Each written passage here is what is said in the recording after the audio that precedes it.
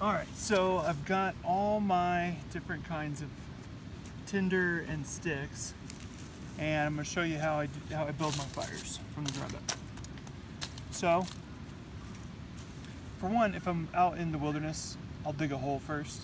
So I'll make one for another day when you're doing it in the wild. This is obviously a pre-made fire pit.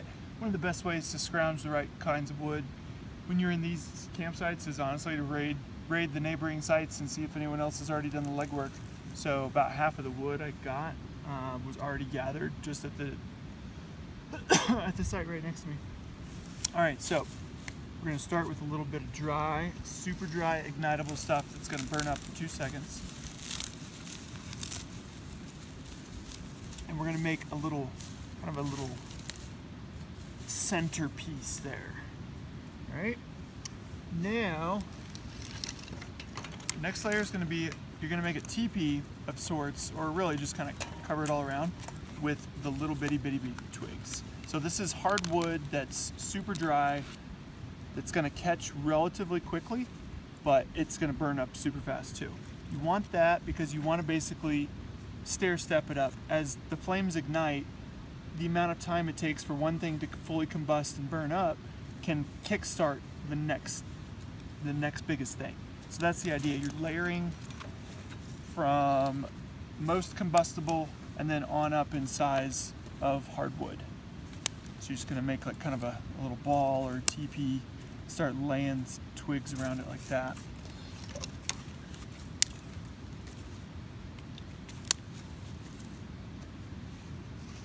Now the trick is, if you don't get enough of the little stuff like this that's going to last, what'll happen is it'll burn up before these bigger ones catch, and then you'll have to start all over. So you don't want to shortchange yourself. Also, it's not a great idea to start that centerpiece with things like this, because they turn into big embery, ashy messes and airflow can't get in there, and then you lose your flame. So it's best to get something that's going to burn up quick and then leave that center hole super open, or as open as possible.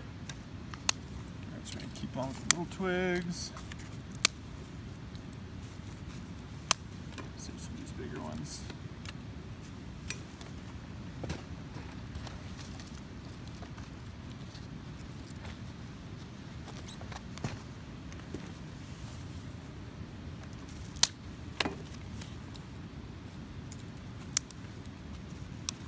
Sometimes I like to put some stuff that's already charred up, that's been left by the last campsite, nearby, these kind of things, just because they will ignite quicker than other stuff, and then you'll kind of have some pre-made mini coals nearby.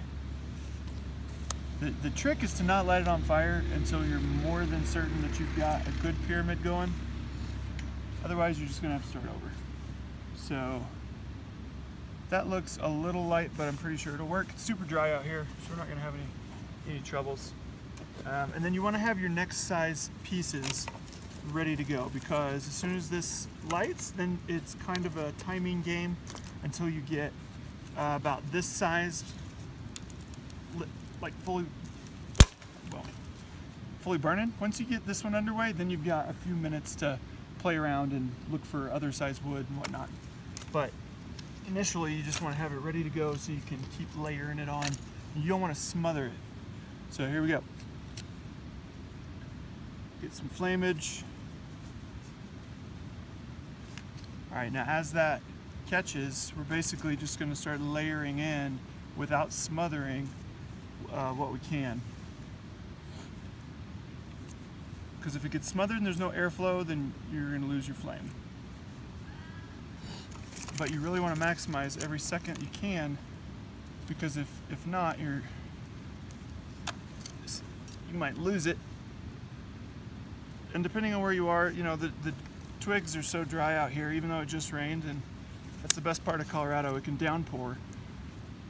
20 minutes later, your wood's good to go because it's been frying the rest of the time under the high desert sun.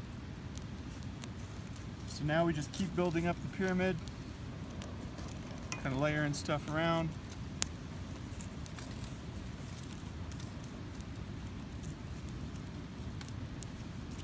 Like I was saying, you can't get too crowded. As long as there's airflow, you're in good shape. And what happens is the center will burn out, and then you get this really strong hot flame that runs like a teepee. So let's take this out. So see how that flame shooting straight up? That's what you want. Create a hot core, hot center.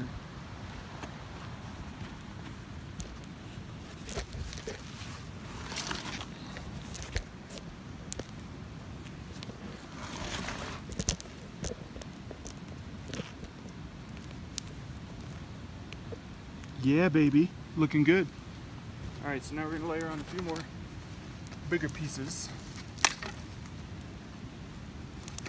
This is where you gotta take your gloves off because you kind of need to feel how hot the fire is. Otherwise, you're gonna light your glove on fire. It's good to have your hands sometimes. Uh-oh. See, I almost killed my pyramid there. Not cool.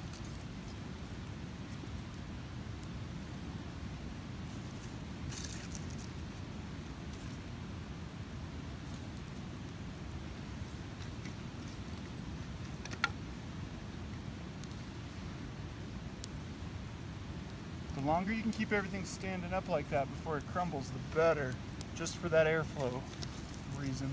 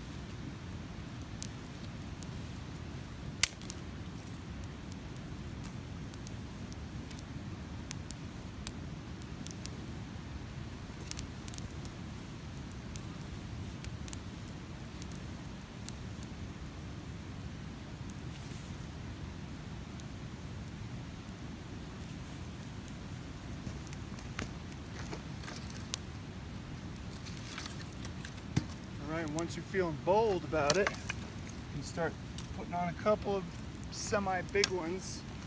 Just remember that's going to take them a while to catch, so you don't want to get ahead of yourself with the center burning out too early. Also, keep in mind, I'm teaching you how to build a raging bonfire. If I was just cooking my food, you know, this is more than enough. Then I'll let it burn down to some coals, flip this grate over, call it good. But I'm trying to build something I can stay out and watch the stars for a little bit, and I want some nice hot coals, big, you know, red coals, so that this whole pit is just radiating heat as it gets colder tonight. Because we're right by the water and we're at decent elevation, so it's gonna get chilly.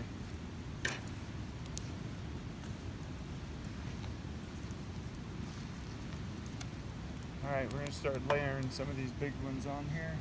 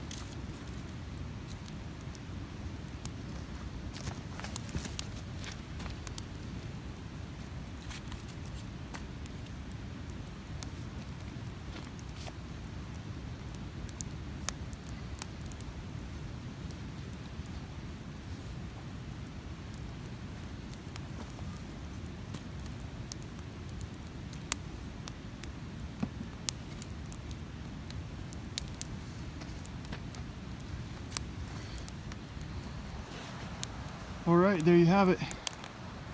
That is one hot fire. You see how the core is going? So basically, those mid-sized ones are going to burn down, keep the heat going in the center, but the top of that fire is just raging. So, you know, it's hot enough at this point that those big logs, you know, even though that small fire is only going to last about 10, 15 minutes, we're going to roast those big logs up. And now we can let those kind of die down, and we're going to have some big fat coals. All right, there you go. That's how to build a Rager. Have a wonderful night.